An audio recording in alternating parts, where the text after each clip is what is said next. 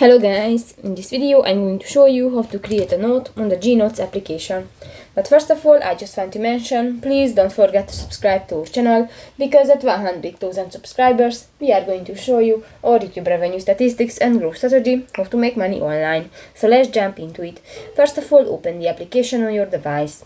So that's the home screen, and you can find different buttons. New, just click to the go to the lower side of the screen and you can find the yellow plus icon. Click that. And here you can find different option, but new, if you want to create or add a new note, click to the add note button. And here you can select the paper of your notebook, you can select the cover, and if you finish, click to the create button. And new, you can add your ideas to your notebook. So that's pretty much it for this video, guys. See you in the next one. Bye bye.